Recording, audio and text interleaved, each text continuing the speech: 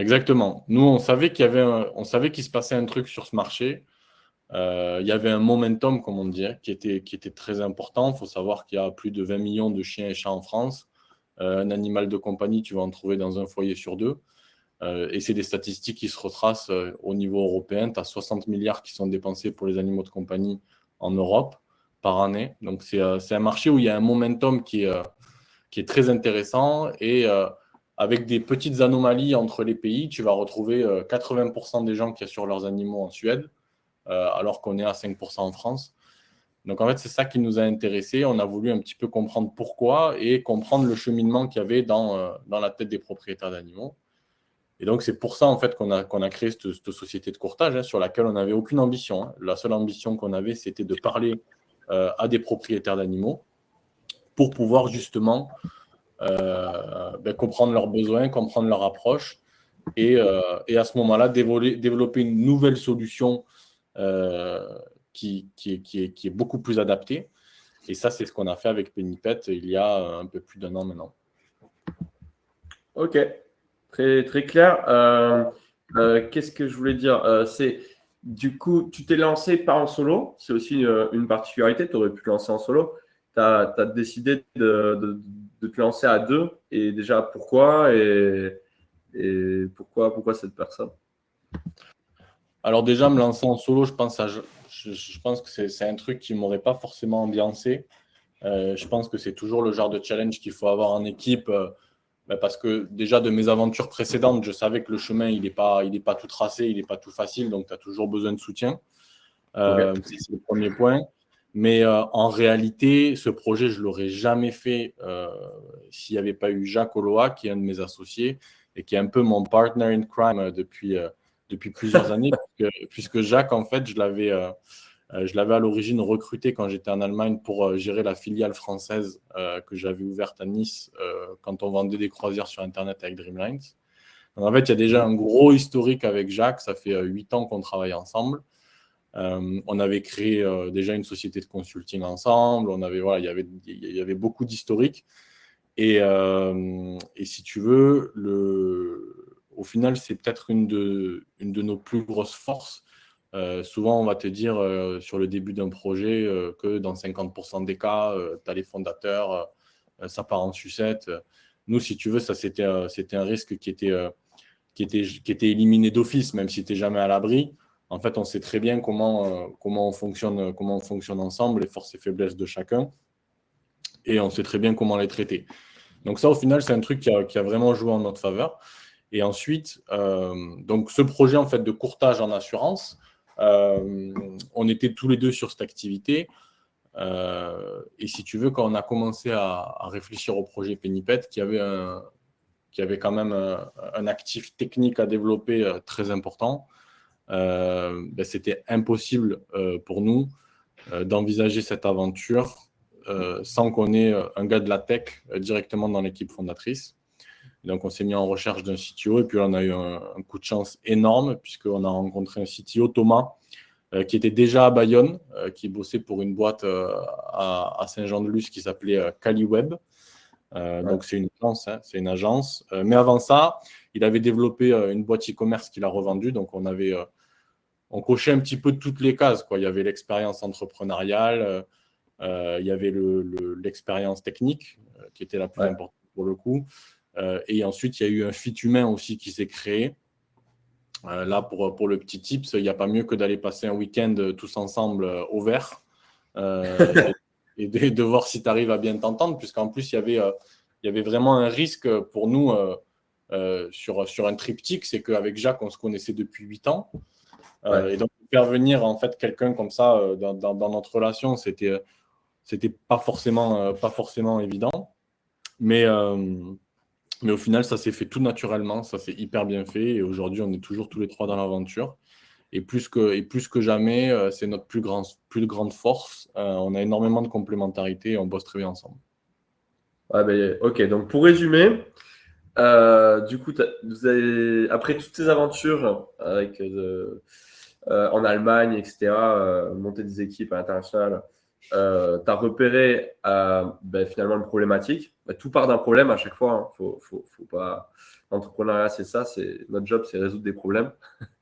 Mais il faut trouver le bon produit et les bonnes personnes avec qui le résoudre. Donc là, tu avais ton associé actuel, Jacques, avec qui tu t'entendais super bien, qui lui aussi bossait avec toi du coup sur le courtage en assurance et qui comprenait bien ce marché. Et toi, il y a un choix quand même qui est assez intéressant dans votre posture parce que, par exemple, nous, classiquement dans le milieu startup, ce qu'on essaie de faire, c'est toujours, OK, on ne va pas aller directement sur un profil tech si on n'en est pas nous-mêmes. On va essayer de construire un MVP en no-code, tu vois, pas partir sur du code dur. C'est jouable, mais ça prend du temps. Et toi, tu étais tellement sûr en fait de la problématique qu'il y avait à résoudre et du marché qu'il y avait que tu t'es dit, vas-y, go, il ne faut pas perdre de temps, il faut foncer là-dessus, il faut construire un produit en dur avec une équipe solide dès le départ. Tu t'es pas du tout posé la question du no-code et on va tester le marché de manière plus approfondie. Alors, il y a une problématique dans notre activité. C'est qu'il y a une réglementation qui est en place et qui est extrêmement stricte. Donc, en fait, il n'y a pas de compromis. En général, moi, je serais le premier à te dire, la première chose que tu dois faire quand tu veux créer une boîte, c'est tu fais ton produit le plus dégradé possible que tu as sous la main, le plus rapidement possible. Et surtout, tu vas dans la rue et tu parles aux gens qui sont censés être ceux qui vont utiliser et ou payer pour ton produit. Sauf que nous, on n'a pas pu avoir ce luxe parce qu'en effet, tu ne peux pas faire une appli néobanque comme ça du jour au lendemain. Tu ne peux pas émettre des moyens de paiement, ouvrir des comptes clients, afficher des transactions. Ça ne se fait pas comme ça. Donc, en fait, technologique et réglementaire, quoi, vraiment. Ouais, et puis l'étape réglementaire, c'est pareil, hein, les agréments qu'on a besoin pour faire cette activité. Donc, je vois d'ailleurs qu'il y a une question dans le chat. Nous, on a 2 accréditations. On est intermédiaire en opération de services de banque et de paiement, et on est aussi intermédiaire en assurance. Et ces agréments, donc tu as certaines compétences pour pouvoir aller les chercher, et puis ensuite, tu as l'ORIAS qui doit t'enregistrer, tu as des délais incompressible. Tu vois, c'est pas un truc qui se fait comme ça en 24 heures. Mais c'était une des questions de Laurent. Laurent, vous avez aussi un numéro ORIAS, ouais. Un membre de l'équipe, et c'est quoi IOBSP? IOBSP, intermédiaire en opération de banque et services de paiement. Ça, c'est un des premiers agréments à aller chercher pour ce type d'activité. Ensuite, il y a des agréments supplémentaires sur lesquels nous, on travaille aussi également.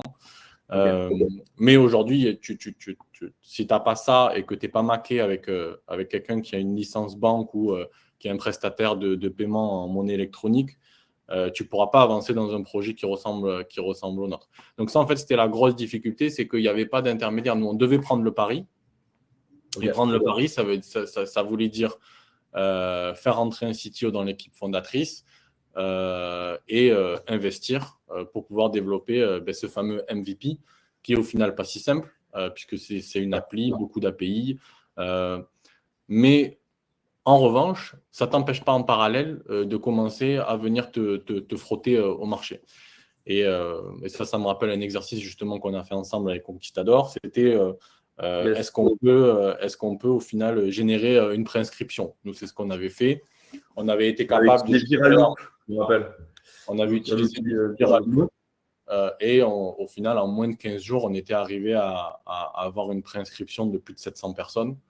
Et donc là, c'est génial parce qu'en fait, tu peux... déjà, tu as un petit sentiment de voir si les gens vont partager ou pas ton projet. Tu vas voir si tu as des questions qui reviennent vers toi par email, sur les réseaux sociaux. Et nous, en fait, il s'est passé un truc incroyable. C'est que sur cette préinscription, on a une vingtaine de personnes qui nous ont contactés et qui nous ont dit « Votre projet, c'est un truc de ouf. Qu'est-ce que je peux faire pour vous aider ?» Et ça a été... à l'audience, c'est qu'il n'y avait pas du tout de produit à l'époque. Hein. Il n'y avait rien en ligne. Là, il n'y avait rien. Tu avais une landing page sur laquelle on te décrivait brièvement le produit parce qu'en fait, même nous, on ne savait pas exactement encore à quoi ça allait ressembler. Mais on te disait plus ou moins les fonctionnalités. Et tu avais la possibilité de te préinscrire pour recevoir en gros une newsletter le jour où on va lancer le produit, quoi. Et le Mais Viral Loop, ce qui était intéressant avec cet outil, c'était que justement, ça créait un ranking en fonction des personnes les plus engagées pour repartager en fait le produit en lancement. Et c'est un outil que j'ai trouvé vraiment pas mal. C'est pas la première fois que j'utilisais, mais vous l'avez vraiment bien optimisé quoi, sur la campagne. c'est ça, tu as toute une gamification qui se met en place où quand tu partages, Ouais. en fonction du nombre d'affiliés qui s'inscrivent grâce à tes liens, tu remontes dans le ranking. Donc nous, on avait même mis en place un jeu concours pour que les premières places gagnent quelque chose. Enfin, tu peux beaucoup gamifier Ouais. ça. Mais Mais ça demande finalement, tu vois, quand même beaucoup d'efforts de monitoring. moi, je fais une différence, tu vois, entre l'offre minimum et le minimum viable product. Donc, finalement, ton minimum viable product, tu es obligé de faire un produit technologique, finalement, avec Thomas, ton CTO. Mais ce que tu as pu faire en amont, finalement, c'était de préparer une offre minimum pour savoir quand même ce qu'il allait falloir développer de manière plus précise dans le MVP. Et l'offre minimum, ça te permet d'emmagasiner de la data aussi pour préparer la suite, quoi. Et pourquoi pas aussi convaincre des investisseurs, quoi. Il y a ça, et puis il y a un autre phénomène nous, qui s'est enclenché de manière complètement organique, c'est qu'en fait, je te dis, on a des personnes qui sont venues nous parler, qui ont dit, votre truc, c'est un truc de dingue, qu'est-ce qu'on peut faire pour vous? Ouais. Et en fait, ça a été la base de la constitution de notre communauté, puisque nous, on est organisé autour d'ambassadrices, et je le mets au féminin parce que 90% de nos utilisateurs aujourd'hui sont féminins et 100% de nos ambassadeurs sont des ambassadrices. Mais si tu veux, en fait, ça s'est organisé comme ça. Et aujourd'hui, en fait, c'est comme ça qu'on est allé chercher la première traction de manière complètement organique. Le jour où on a lancé sur le marché, où l'appli elle était dispo dans les stores, on a envoyé une newsletter aux 700 préinscrits et tu as eu une vingtaine de comptes qui s'est opéré sur les 2 premières heures. Donc, Ouais. ça peut Mais là, paraître faible, mais si tu ne fais pas cet exercice en amont, ben en fait, le jour où tu mets sur le marché, si tu n'as rien fait avant, ben tu vas avoir peut-être un compte dans la journée, tu vas être dégoûté, ça va générer de la frustration. et ce que tu auras développé, tu n'auras pas pris de feedback et du coup, tu auras développé de la merde. C'est souvent ce qui arrive. Ouais, de Et toute façon, il faut parler. De toute façon, le secret là, dans tous les projets sur les premières phases, c'est il te faut parler au marché. En fait, il te faut t'y confronter un maximum. Moi, j'ai des gens aujourd'hui qui m'appellent et qui me disent Attends, ton truc, c'est incroyable. Moi, je voudrais faire pareil sur un autre marché. Ok, tu as parlé à combien de personnes? Et ils te disent c'est clair. J'ai parlé à des personnes. Je dis ben, tu vas dans la rue, tu parles à 200 personnes. Et après, tu me recontactes et je vois si je peux t'aider. Mais ça, c'est Ouais, vraiment. c'est un truc sur lequel je voulais insister sur ce webinaire parce que les gens, des fois, ils s'imaginent justement, tu vois, enfin, même classiquement, il y a plein d'accompagnateurs, d'entrepreneurs qui vont te dire va faire un business model, va lever des fonds, va. En fait, tout ça, c'est bullshit. Le seul truc qu'il faut faire, c'est en effet, c'est être en accord avec son marché, aller comprendre une problématique en profondeur. Et vous, là-dessus, vous avez exécuté comme des malades sur le fait d'aller au contact, quoi. Il n'y a que ça de vrai. Il n'y a que ça de vrai. Il y a que ça de vrai. Et c'est toujours vrai, c'est toujours vrai. C'est-à-dire qu'aujourd'hui encore, on va au contact à fond. On a un peu plus de 1000 utilisateurs sur l'appli. Tout s'est fait de manière organique parce que nous, on n'a pas activé encore les leviers de croissance. Ça va pas tarder. Mais aujourd'hui encore, si tu veux, on est au contact avec tous nos clients. Tous les nouveaux utilisateurs reçoivent un call de notre part. Bienvenue dans la Ouais. communauté Pennypet. Pourquoi tu es venu? Comment tu comptes utiliser la solution? Qu'est-ce qui te manque? Tout ça, c'est ce qui vient en fait définir notre roadmap. Hein. Ah, mais là où vous êtes, vous, des malades, c'est que vraiment, vous les appelez pour de vrai. C'est pas un mail qui part. Ah non, non, non, nous on les appelle pour de C'est vrai. ça. Hein. On les appelle pour de Ouais, vrai. Après, on vient de ce monde-là. Hein. Nous, enfin, Jacques, c'est le meilleur aujourd'hui en France sur le marché de la relation client. ouais. Donc, si tu veux, tout le monde reçoit un call et en 15 minutes, il est capable de screen Ah, il est chaud. ta roadmap des 3 prochains mois que Thomas va développer. Donc, mais c'est c'est un passage obligatoire si tu veux réussir. Hein. Ouais, clairement. OK. Donc là, du coup, tu te retrouves avec, grâce à une simple landing, un tout petit peu de contenu sur les réseaux sociaux avec des relais ambassadrices, influenceuses et Viral Loop. Tu te retrouves avec une base de données de clients potentiels parce qu'ils n'ont pas encore eu le produit. Et du coup, tu les as onboardés combien de mois après? Comment ça s'est passé? Et quelle réaction? Quel plan de bataille, quoi? Ben, le jour où on a lancé, le jour où l'appli était dispo sur les stores, je te dis, on a eu une vingtaine d'ouvertures de compte sur les 2 premières heures. OK. Donc là, ça venait uniquement de ces fameux 700 qui s'étaient préinscrits. Et puis ensuite, il y en a une cinquantaine de plus qui ont converti sur les 30 premiers jours. Ensuite, sur le reste du calendrier, je n'ai pas la data, mais il y en a bien 50 ou 100 de plus qui se sont onboardés dans les 3 mois suivants. Et aujourd'hui encore, il y a des gens qui sont préinscrits et qui n'utilisent pas encore notre solution parce qu'ils attendent un service supplémentaire, parce que peut-être, nous, tu sais, on fonctionne beaucoup avec des marques pour la partie cashback. Il y en a certains qui attendent qu'on liste une marque en particulier pour pouvoir passer le pas. Et puis, si tu veux, nous, on leur a pas rendu la tâche facile au début et c'était volontaire, puisqu'en fait, on a fait le parti pris d'avoir une seule offre qui est payante. Donc ça, c'est un truc sur lequel on va revenir, puisque là, aujourd'hui, on va développer Pennypet en 3 offres, dont une entrée qui va permettre aux utilisateurs de découvrir notre environnement de manière gratuite. Mais ça, on voulait absolument en fait, que ça arrive dans un deuxième temps, parce que ça va avec tous les leviers de croissance qu'on va mettre en place. Et aujourd'hui, si tu veux, on a passé tous les bugs, on a passé toutes les choses qu'on avait envie de tester, qu'on avait envie de voir, avant d'amener 10 000, 20 000, 50 000 utilisateurs sur l'appli. Ok, ouais. Donc, et ça, c'était ma prochaine question, justement, parce que quand tu développes une offre comme ça, tu mets sur le marché, elle n'est jamais parfaite. Et du coup, tu peux avoir toujours cette peur-là de te dire, putain, ça se trouve, je vais la mettre en ligne. Les gens, ils vont arriver dessus, ils vont absolument pas l'utiliser. Et du coup, toi, tu conseillerais quoi, tu vois, d'attendre un produit qui est parfait ou voilà, qui se rapproche de ce que tu veux, ou justement, tu mets les gens en ligne dans ton produit, tu regardes un peu comment ils l'utilisent. Enfin, toi, tu es plus dans la philosophie done is better than perfect, quoi. Non, si tu attends que ce soit parfait, en fait, tu vas tout simplement jamais le faire. Et en plus, tu es en train de te forger des convictions à toi-même, alors qu'elles ne sont pas forcément celles qui sont représentées par le marché. Et ça, c'est un truc que les gens, il faut enfin, tous les entrepreneurs comprennent, c'est que finalement. Ça, c'est un vrai danger. Hein. Je veux dire, toi, tu peux avoir envie de développer une solution pour toi que 99% du marché n'a pas besoin. Donc, ça, c'est un vrai danger. Dès que tu as la possibilité de mettre quelque chose qui matérialise ton idée sur le marché, il faut le faire, même en mode dégradé. Alors oui, tu as toujours envie que ce soit parfait, que ce soit joli, que ce soit machin. Mais au final, toi, ce qui t'intéresse, c'est quoi? C'est tu développes telle solution qui est censée répondre à tel problème. Est-ce que c'est cohérent avec ton marché? Est-ce que le marché te valide cette approche-là? Ou te dit t'es un dingue?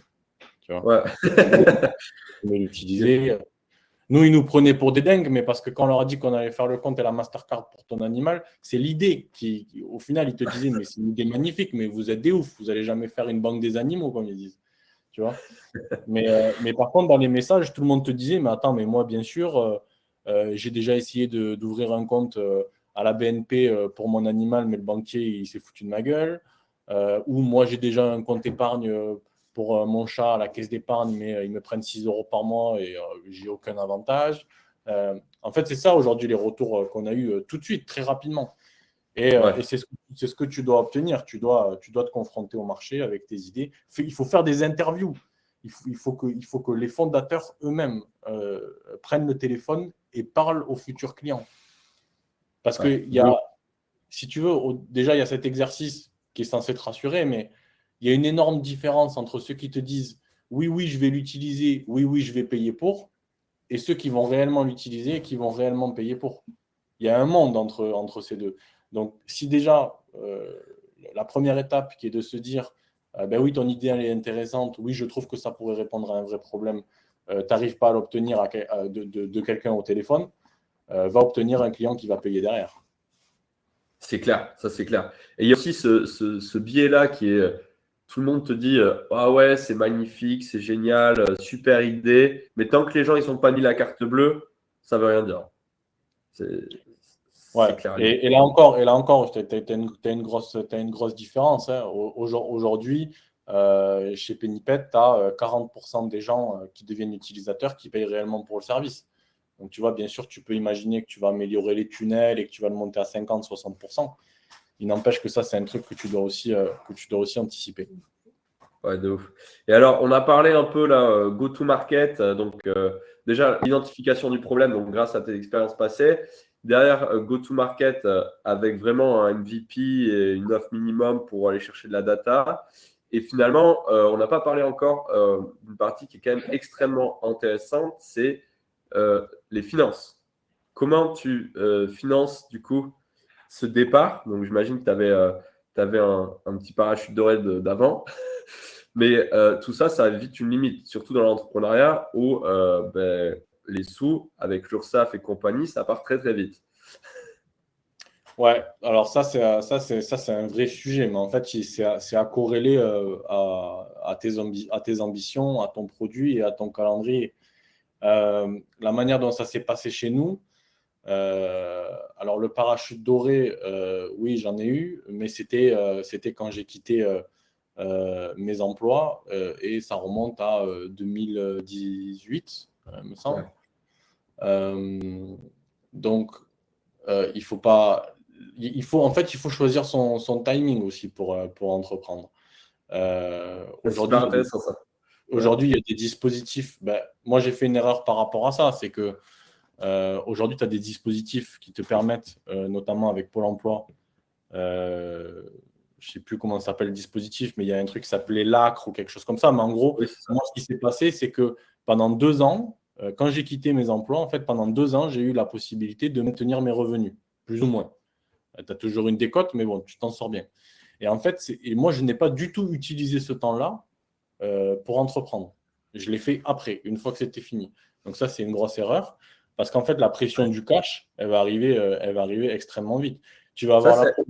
je rebondis là-dessus, mais c'est un truc que nous, on voit beaucoup parce que forcément, il y a pas mal de gens qui viennent nous voir pour lancer des boîtes. Et ce qui est assez marrant, c'est que les gens, ils se prennent 6 mois de sabbatique, en gros, voire 8 mois. Et puis, imagine, il leur reste en fait 4 mois. Et là, ils se posent des questions. Ils font: ah merde, c'est vrai que c'est un peu tard. Et voilà. Et alors que Pôle emploi, c'est le plus grand incubateur de France. En tout cas, ce qu'on ne peut pas leur reprocher, c'est qu'ils ont des dispositifs de compétition pour ceux qui veulent entreprendre. Je veux dire, Ouais, c'est vraiment magnifique. Et je crois qu'ils l'ont ouvert maintenant même sur une rupture conventionnelle ou sur une démission. Je crois que tu as la possibilité d'avoir accès à ces dispositifs. Donc ça, c'est la meilleure fenêtre de tir pour pouvoir entreprendre. Et ensuite, le reste, c'est en fonction de ton projet. En fonction de ton projet, en fonction de ton profil. Le truc, c'est que nous, on est 3 fondateurs qui ont quand même une grosse expérience sur le marché, qui ont déjà pas mal de succès à notre actif. Et donc, si tu veux, très vite, on a réussi sur notre premier cercle à raconter une belle histoire sur 12 slides et à lever les 80-100 premiers 1000 euros dont on avait besoin pour commencer, en fait, pour aller chercher les agréments, pour développer le premier produit. ouais. Donc ça, c'est quelque chose qu'on a fait tout de suite quand on s'est dit, bon, ça y est, Pennypet, c'est la solution. On a les premiers retours du marché. On nous dit que c'est une idée incroyable, machin. Donc là, on y va. Donc en fait, Tu l'as fait avec des BSAR, toi, du coup, c'est ça? Ouais, nous, on a tout fait en BSAR et même encore Alors, aujourd'hui. tu Donc peux en fait, expliquer juste rapidement comment ça fonctionne pour ceux qui ne connaissent pas ce type de financement? Parce que c'est un financement qui est hyper courant en startup et qui est vraiment génial pour ceux qui se lancent, quoi. encore une fois, ça dépend le calibrage de ton projet, mais pour moi, c'est le financement à utiliser. Aujourd'hui, un BSAR, c'est uniquement en fait un contrat. C'est un contrat qui se fait de manière très rapide. Nous, on a utilisé la plateforme Seed Legal pour ça. Ouais. Et c'est un contrat qui se fait entre l'investisseur et la société et qui dit aujourd'hui, tu investis 10 000 euros dans ma boîte et on va venir en fait définir les règles dans lesquelles ton investissement va convertir en action dans le temps. Donc en fait, ça te permet de faire rentrer de l'argent très rapidement. Tu peux faire rentrer de l'argent en moins d'1 heure avec un BSAR. Ça, ouais, Oui, merci. ça vient de The Family, tu as raison. Ça vient des safes de EY Combinator aux States, qui a été en fait transformé. Donc, EY Combinator, c'est un des plus gros accélérateurs de startup au monde. C'est peut-être le plus gros. Et en France, c'est du coup en effet The Family avec Oussama Ammar, Alice Zagaoui et Nicolas Collin qui avaient transposé ce système-là qui permet justement des financements très flexibles sans valorisation de la boîte à l'instant T. Et ça, c'est vraiment le gros plus. Et ça, c'est la clé. Et puis, il y a la valorisation et puis il y a le calendrier. C'est-à-dire que si tu dis, par exemple, pour lancer mon projet, je veux faire une levée de fonds de 300 000 euros, en fait, tu te rajoutes une complexité, c'est que il faut que tu arrives à réunir ces 300 000 euros sur un même calendrier. D'accord ? Et ça, c'est extrêmement difficile au départ. Alors que rien ne t'empêche de trouver ces 300 000 euros sur les 6 prochains mois en faisant rentrer 50 par-ci, 50 par-là. Et ça, je pense que ça a été la meilleure chose qu'on a fait. Et pourtant, ça a été un sujet d'argumentation, j'ai envie de dire, entre les fondateurs. Parce que moi, je disais, vu l'ampleur de notre projet, tant qu'on ne lève pas 500 000 euros, il est hors de question qu'on commence quelque chose. Et Jacques est arrivé à me convaincre en me disant, mais attends, Simon, si on fait rentrer 50 000 par-ci, 50 000 par-là, au moins ça nous permet d'avancer, ça nous permet de montrer des choses. Et heureusement qu'il est arrivé à me convaincre là-dessus, parce qu'en fait, sinon le projet Pennypet n'aurait tout simplement jamais vu le jour. À part que tu sois une star qui ait fait une exit à plusieurs centaines de millions d'euros avant, il n'y a personne aujourd'hui qui va te donner 500 000 euros parce que tu leur racontes une belle histoire sur 12 slides. Donc, si tu veux. Ça, c'est un truc que les gens ils s'imaginent souvent, même ils vont chercher des financements bancaires, des subventions, tous ces trucs-là. Mais il faut arrêter de se voiler la face. On est en 2023 aujourd'hui. Le monde de l'investissement, il a beaucoup changé. Et aller même trouver 100 000 euros, en réalité, c'est une galère. Non, franchement, c'est une galère. C'est une galère. Et la seule chose que tu peux faire pour augmenter tes chances, c'est de montrer que tu as exécuté des choses, de montrer que tu as rencontré un marché et que tu as été capable de générer des premiers résultats. Ça, aujourd'hui, c'est la seule chose qui fait que tu es capable de lever des fonds. Et la deuxième chose, c'est qu'il faut t'adresser aux bonnes personnes. Moi, j'en vois qui prennent des listes sur LinkedIn avec les 500 top business angels de France et qui leur envoient tous un email. Ne faites pas ça, vous allez juste vous créer de la frustration, il n'y a personne qui va vous répondre. C'est pas comme ça que ça fonctionne. Nous, aujourd'hui, on cible tellement bien nos investisseurs qu'on a un taux de succès de plus de 50%. Mais tu peux expliquer comment, parce que c'est super intéressant la stratégie aussi, de viser du coup des vétérinaires, si je me rappelle bien. En fait, voilà, il faut viser des gens qui comprennent ton marché et qui comprennent pourquoi ta solution va résoudre un vrai problème. Donc, sur le premier, Friends and Family, soit tu as des gens comme ça dans ton entourage, et c'est bien, mais ce n'est pas toujours le cas. Bon, nous, on a la chance d'avoir des friends and Family qui nous ont débloqué les premiers 100 000 balles. Mais ce qui s'est passé, justement, ça, c'est un deuxième exercice qu'on a fait avec toi, Camille. C'était cette fameuse chasse sur LinkedIn des vétérinaires pour investir dans notre business. Et en fait, ce qui s'est passé, c'est que sur cette chasse, tu as un taux d'échec qui est relativement important parce que les gens ne répondent pas ou les gens te répondent à côté. Mais au final, ce qui s'est passé, c'est que nous, il y a un gars qui a répondu de cette fameuse campagne qu'on a fait ensemble. Ce gars, je l'ai eu au téléphone pendant 1 heure. Il a investi 20 000 balles chez nous. Et ce gars nous a organisé une visio avec 8 potes à lui qui sont vétos. Et sur les 8, il y en a 7 qui ont investi. Donc, tu vois un petit peu le truc. Donc, en fait, dès que tu parles aux bonnes personnes, tes chances de succès, elles sont maximales. Et il y a un point très important là-dessus, je veux rebondir, parce que je vois plein de boîtes aussi dans l'écosystème qui font rentrer tout et n'importe quoi comme investisseurs. Alors déjà, les mecs, il faut qu'ils puissent investir sans se mettre en danger, point 1, parce qu'il y en a, ils sont un peu foufous dans leur tête. Sinon, ils vont te casser les coronesses derrière si tu craches, alors que c'est du risque. Et de deux, c'est le côté, justement, equity story. C'est-à-dire que là, tu as des gens qui rentrent au capital, comme tu disais, qui comprennent vraiment la problématique marché et qui vont être aussi capables, du coup, de te projeter dans le temps, quoi. Et voir pourquoi pas de remettre au pot, si besoin. C'est sûr qu'il faut tout de suite démontrer de l'ambition. Hein.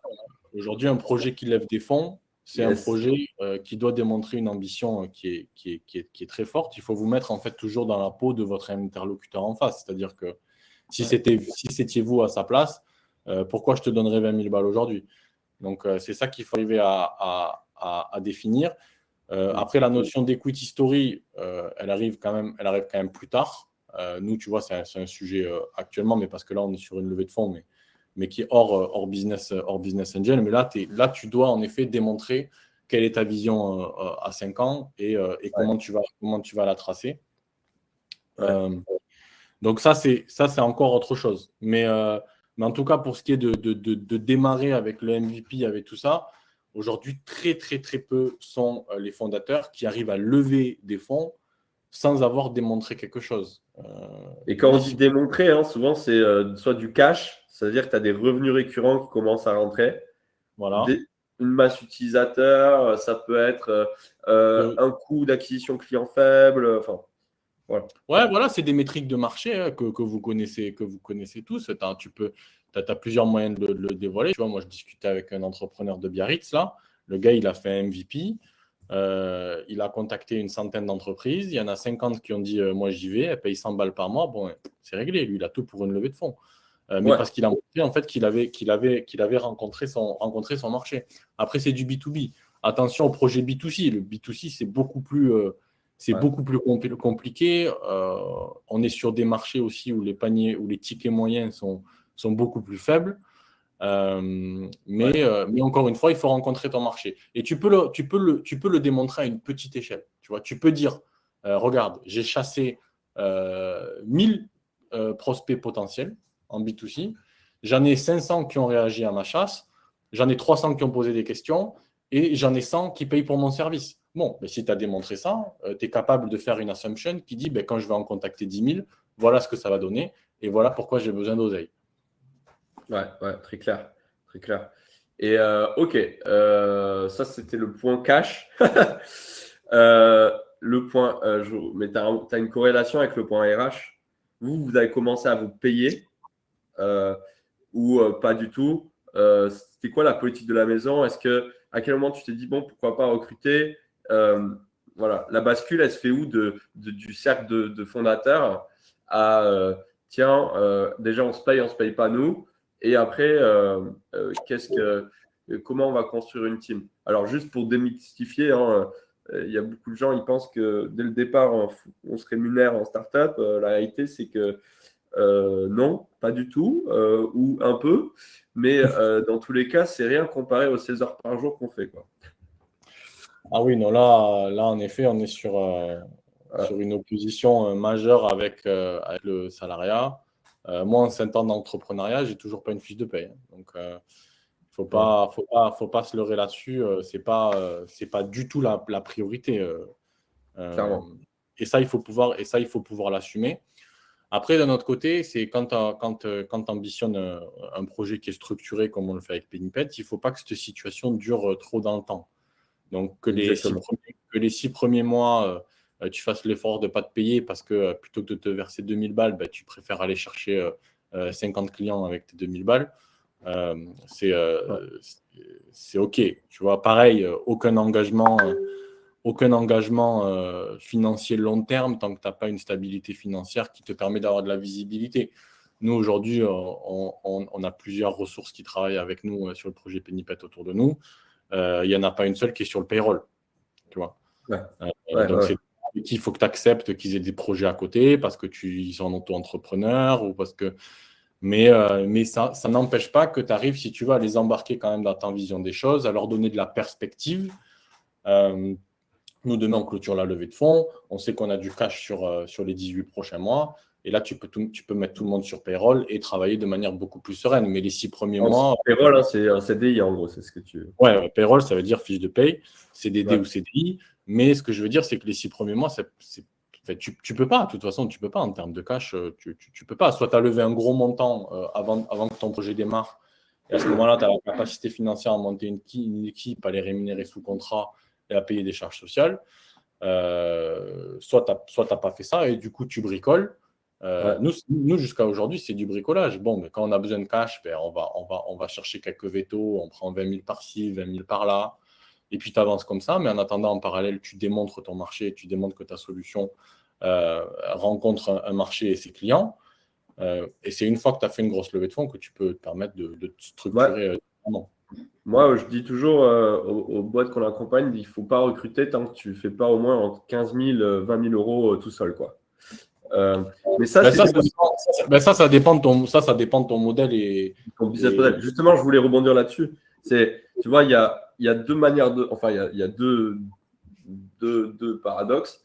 Tu as un côté, du coup, peut-être que vous en avez entendu parler, les participants, mais le bootstrap, où en gros, c'est vas-y, go, on essaye de construire quelque chose de rentable extrêmement rapidement et en fait d'avancer comme ça pour avoir de la rentabilité et que cette rentabilité suffise à la croissance. Mais il y a des modèles comme celui de Simon où finalement c'est un SaaS avec un 9 € par mois où il faut une scalabilité du nombre d'utilisateurs payants. Donc il faut beaucoup d'utilisateurs payants pour que le modèle atteigne de la rentabilité. Mais comme c'est scalable, il y a les charges fixes et après, plus tu as d'utilisateurs, plus tu as de revenus récurrents et plus c'est insane comme modèle. C'est le meilleur business model pour moi, le SaaS. Et ça, du coup, c'est pour ça qu'il y a beaucoup de startups comme technologiques comme Simon qui vont lever des fonds justement pour atteindre ce seuil de rentabilité, en fait, globalement, et pouvoir scale. Ouais, après, ça existe, les projets Bootstrap. Moi, franchement, si demain je devais faire autre chose, tu vois, je pense que je m'orienterais plus vers quelque chose comme ça au vu des conditions de marché actuelles. Mais par contre, il faut vendre un produit qui a beaucoup de valeur et que tu es capable de monétiser de manière très chère pour justement éviter d'avoir à prospecter ou d'avoir à collecter des milliers de clients. Nous, sur Pennypet, on est vraiment sur un business qui requiert beaucoup de volumétrie, à 9 € par mois actuellement par client. Tu t'imagines bien, même si demain, on a 1000 clients qui génèrent 9 000 € par mois de revenus pour Pennypet, quand tu mets les charges en face que ça t'a coûté pour générer ces 9 000 clients, mais au final, tu te rends vite compte que tu n'es toujours pas sur des notions de payroll. Donc voilà, ça dépend vraiment du modèle. En B2B, c'est beaucoup plus court. Ouais. Ah oui, en B2B, c'est souvent. On peut vraiment pas comparer le B2B et le B2C. Le B2B, tu t'adresses à des entreprises qui ont du cash. En B2C, tu t'adresses à tout le monde. Et aujourd'hui, tu as 80% des Français qui sont en RASRA.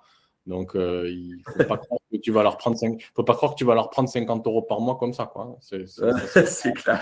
Ça se fait pas facilement.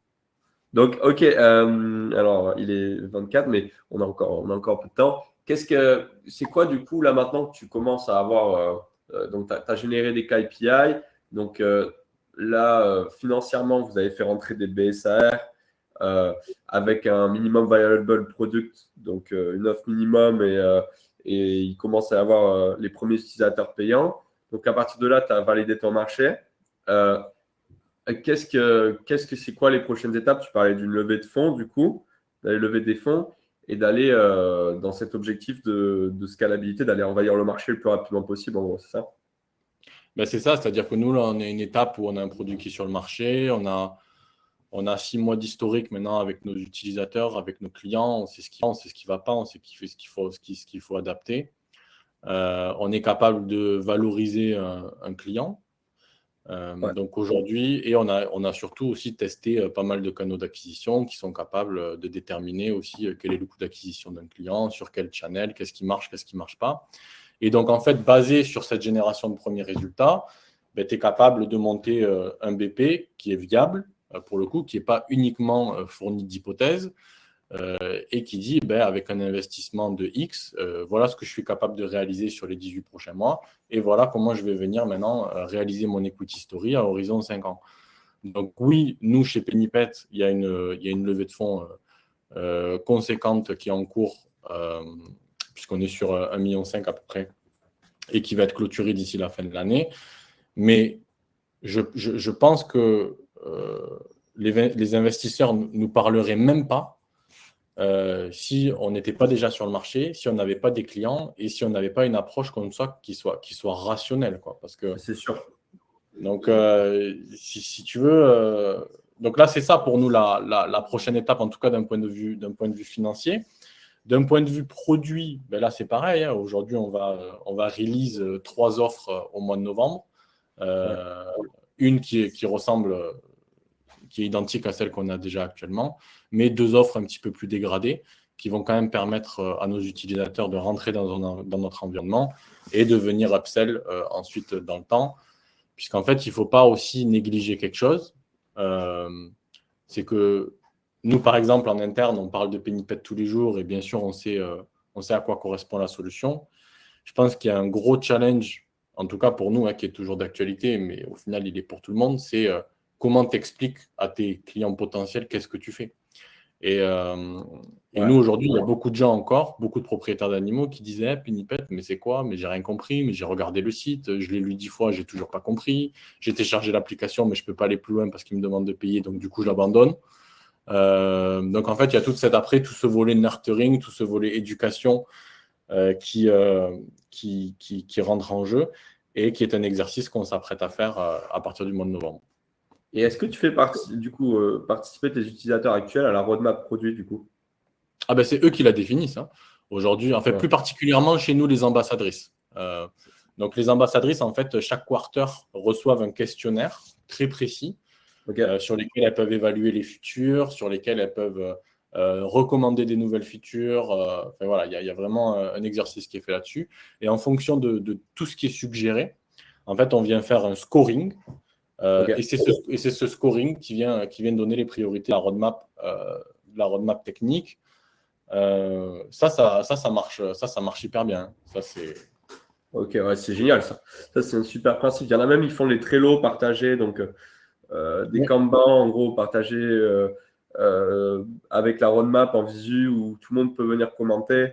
Je me rappelle notamment de Toinon, de Walaxy qui avait mis ça en place de développement de son SaaS. C'était super intéressant. Et les gens, ils sont proactifs, quoi. C'est ça qui est ouf. Quand vraiment tu réponds à un problème. Des Trello et des Notion publics, ça se voit de plus en plus. C'est une très bonne idée. Je pense qu'il faut avoir une communauté bien établie avant de lancer quelque chose comme ça, parce que sinon tu vas avoir 2 commentaires qui se battent en duel. Ce qui est intéressant sur ces tables-là, c'est de venir organiser des votes en fait, entre les différentes features que tu proposes. Il y en a en effet sur le marché qui le font très très bien. Mais pour nous, c'est un petit peu trop tôt. On attend d'avoir une communauté qui soit beaucoup plus conséquente pour faire ça. Et puis, il faut savoir que nous, par rapport à notre activité, on a quand même des trackings en place qui sont très importants. On génère énormément de data d'usage, en fait. Et donc, en fait, on est capable aussi, techniquement, déjà de dire ça, c'est utilisé, ça, c'est pas utilisé. Ça, les gens ont essayé de l'utiliser, mais au final, ils ne l'ont pas compris parce qu'ils ne sont pas allés au bout. Donc déjà dans l'usage, tu as énormément de data qui ressortent. Ouais, de ouf. Mais ça, c'est parce que vous avez, vous, déjà eu dès le départ, et vous fonctionnez comme ça naturellement, une approche scientifique de l'entrepreneuriat. Mais il y a beaucoup, beaucoup de gens, quand ils se lancent, en fait, ils font comme ça, ils regardent dans quel sens le vent va, et en fait, ils n'ont aucun matrix. Et ça, c'est la plus grosse des... mais ça, il faut oublier. Il n'y a que les chiffres qui ne mentent pas, comme on dit. C'est ça. Donc nous, pour le coup, on est très... Et là, ce qui est bien, c'est que pour le coup, tous les fondateurs sont très alignés là-dessus. La politique de Pennypet, c'est uniquement de se baser sur ce qu'on voit, sur ce qu'on a pu prouver et in fine sur les faits chiffrés. Tout le reste, c'est de l'imagination. De ouf. Ok. Bon, on a fait un sacré 360 de ce qui se passe chez toi. Il y avait pas mal de questions. Ouais, il y a quelques questions. Ça serait bien qu'on les reprenne, peut-être en commençant par la dernière question. L'appli est faite avec quel langage? Ouh là là, alors là, ça c'est une question pour Thomas. Mais ce que je peux dire, c'est que toute la partie front-end de l'appli, elle est faite en React Native. Donc, ça nous permet en fait de développer iOS et Play Store en même temps. Tout notre back-end est, si je ne m'amuse, géré sur Laravel. Voilà.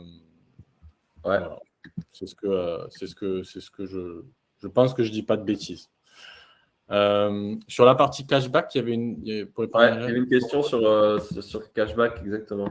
Ouais, alors la partie cashback, alors là, attention à tous ceux qui ont des projets cashback. Je sais qu'il y en a dans l'audience. Je sais que c'est quelque chose qui est à la mode. Il y a 2 choses qui sont hyper challenging sur le cashback. Mais la première chose, la plus importante, c'est comment vous allez le gérer, ce cashback. Aujourd'hui, il y a énormément de plateformes de cashback type Poolpeo, Igral, Joko. Il y a Thomas. Il a mis AWS plus Node.js pour le backend. Voilà, chacun son métier. Mais en tout cas, sur la partie cashback, attention au traitement du cashback. Nous, chez Pennypet, on a une secret sauce là-dessus. C'est qu'en fait, on est capable de générer des cashbacks en temps réel. Donc, en gros, tu payes avec ta Mastercard Pennypet 100 € chez un de nos partenaires. Si on t'affiche 15 points de cashback, tu vas recevoir 15 € en temps réel sur ton compte et tu en fais ce que tu veux. Aujourd'hui, il n'y a personne en France qui traite le cashback comme ça. Donc, il faut vraiment arriver à avoir un tunnel financier, entre guillemets, de flux qui fait sens pour ton utilisateur. Et pour ça, souvent, tu vas te heurter à des agréments, puisque tu ne peux pas faire transiger de l'oseille de tes utilisateurs comme ça. Donc, un premier point là-dessus. Et ensuite, sur la partie partenariat et comment tu convaincs les partenaires, en fait, il faut que tu leur racontes une belle histoire et que ça ait de la valeur ajoutée pour eux. Nous, si tu veux, l'avantage qu'on a, c'est qu'on défend une cause qui est celle du bien-être animal. Et l'angle d'attaque qu'on a choisi, c'est la santé financière du propriétaire pour garantir qu'il puisse financièrement assumer les dépenses liées à son animal. Donc, en fait, on offre aux marques de venir s'associer, entre guillemets, à notre cause. On leur dit de venir briller dans la prix en elles aussi contribuant au bien-être de l'animal par l'angle financier. Ça, c'est la première chose. Et la deuxième chose, c'est que le cashback, ça permet quand même d'énormément augmenter la rétention de tes clients. Aujourd'hui, on a mis en place quelque chose de tellement facile avec la Mastercard Pennypet que du coup, on se rend compte que certains clients qui n'utilisaient même plus une marque reviennent sur cette marque tout simplement parce qu'ils ont du cashback avec Pennypet et ça, la marque, elle adore. Et ensuite, la troisième chose, c'est que est-ce que tu connais beaucoup de channels d'acquisition qui te rémunèrent uniquement à la performance? Et ça, c'est peut-être la chose la plus belle à mettre en avant. C'est-à-dire qu'aujourd'hui, nous, un partenaire cashback va dépenser de l'argent uniquement s'il a fait une vente. Et ça, c'est quand même magnifique. Donc, ça ressemble un peu à de l'affiliation. Et ça, je pense que c'est la plus belle chose à mettre en avant. Si demain, tu vas avoir une marque et tu lui dis, viens dans mon partenaire cashback, machin, ils vont te dire, attends, c'est quoi son truc, mais c'est qui les utilisateurs? Tu vas les embrouiller, ça va les fatiguer, ça va prendre 3 semaines et puis il va abandonner.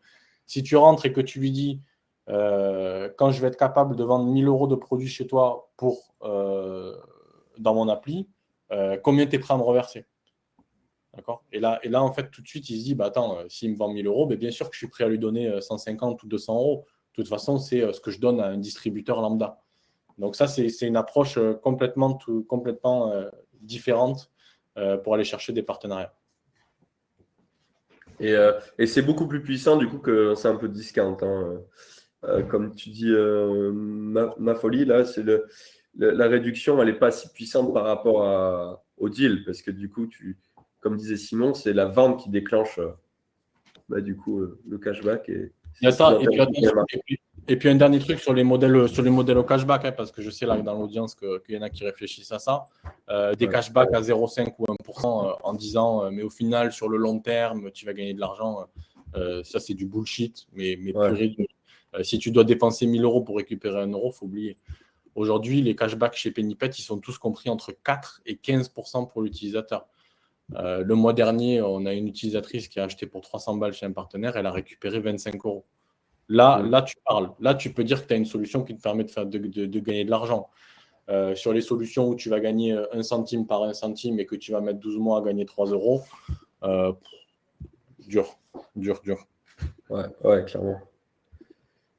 Merci Estelle. On t'enverra le replay.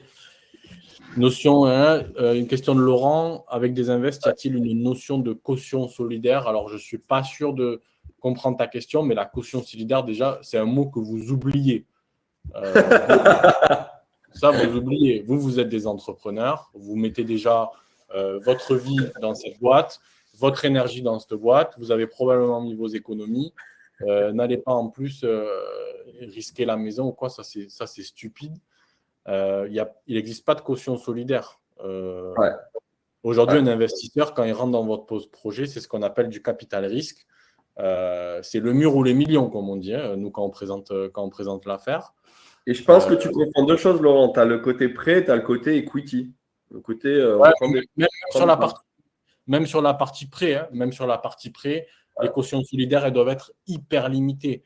Moi, la seule caution solidaire que j'ai prise sur un prêt, c'est parce qu'il y avait la BPI qui venait à 70% sur le reste de la garantie. Mais sinon, attention, pas de risque inutile. Si aujourd'hui de toute façon, si aujourd'hui vous cherchez de l'argent et que vous n'êtes pas capable de convaincre des BA ou des fonds des business angels, BA. Dans un stage plus tard, si vous n'êtes pas capable de convaincre, c'est que vous êtes de toute façon pas sur la bonne voie. Donc n'allez pas en plus vous mettre la pression d'une caution solidaire. Le coup de personne d'y croyait, pourtant je suis un génie, oui, une fois sur 10 000, mais ça sera pas forcément vous. Donc pas de risque inutile. Et pourtant je suis le premier à aimer la prise de risque, mais il ne faut pas faire du nonsense, quoi. Ouais, et il faut se rendre compte que l'entrepreneuriat, c'est quand même c'est hardcore. Hein. Pour que tout le monde se rende bien compte, hein, c'est une énergie de malade. Vous êtes à fond tout le temps dessus, y compris les week-ends, vous y pensez.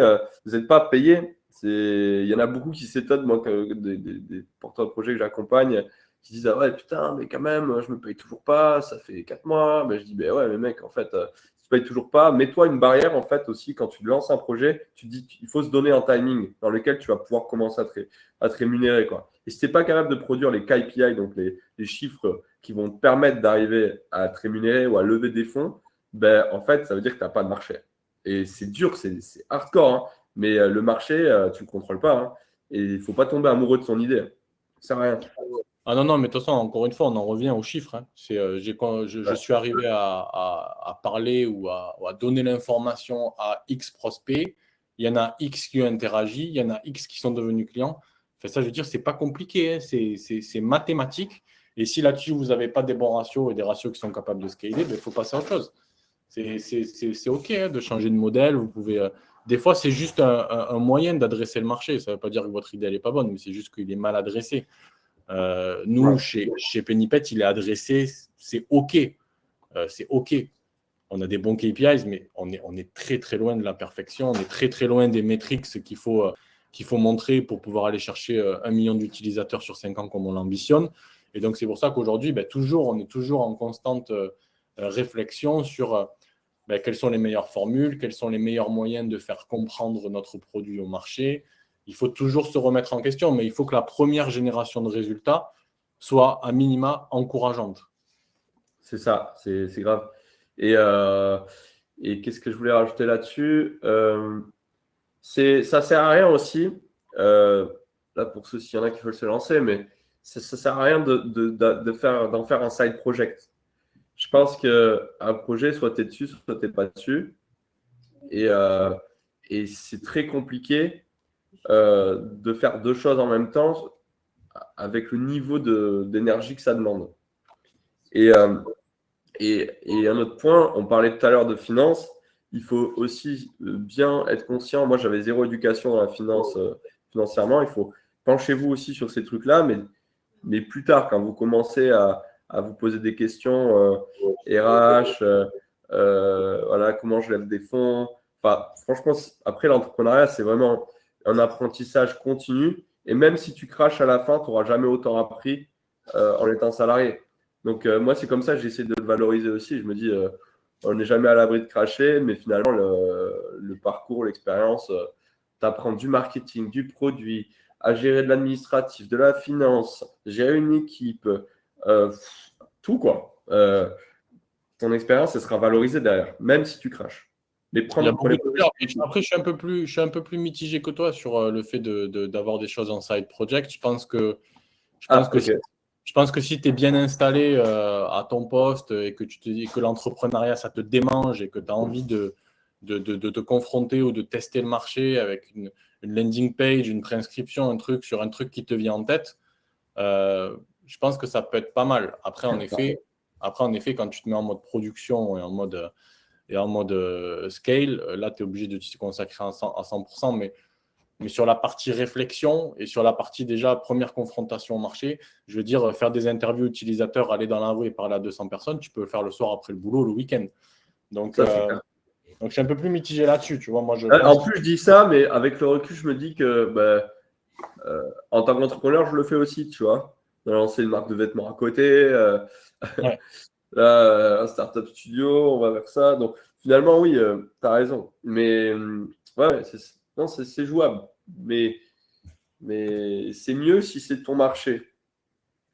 Parce que là, toi, dans ton cas, tu restais sur un marché de l'assurance, un marché fintech, assurtech. Et du coup, tu avais déjà cette connaissance marché-là, tu vois, qui t'aide vachement à aller Connaissance plus vite. marché et surtout un réseau, en fait, un réseau qu'on a très, très vite développé. Il faut très vite parler aux bonnes personnes. Nous, Ouais. c'est une industrie c'est une industrie au final où tu identifies très vite qui sont les acteurs importants, qui sont les personnes qui peuvent t'apporter quelque chose. Et on a su en fait très vite, très bien s'entourer Ouais. sur ce projet. Donc ça aussi, n'hésitez pas. Là, pour le coup, LinkedIn à fond. Certains events, attention aux events, hein, c'est souvent bullshit, mais des events où tu as vraiment la possibilité d'avoir un accès aux gens qui t'intéressent pour leur parler 5 minutes, là, ça peut valoir le coup. De ouf. Ok, ben on a fait pas mal le tour. Il va être l'heure d'aller manger. Est-ce que vous avez des dernières questions, peut-être? On ne sait jamais. Voilà, peut-être une dernière question ou pas. Ou sinon, je vais laisser Simon pour le mot de la fin.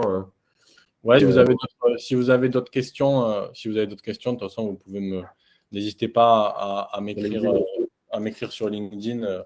Moi, j'adore ça, prendre des fois le temps un petit peu le soir de regarder les différents projets, comment c'est adressé. C'est vrai que nous, on a appris beaucoup, beaucoup de choses. Et surtout, on a vu aussi plusieurs momentum de marché, et surtout d'un point de vue financement.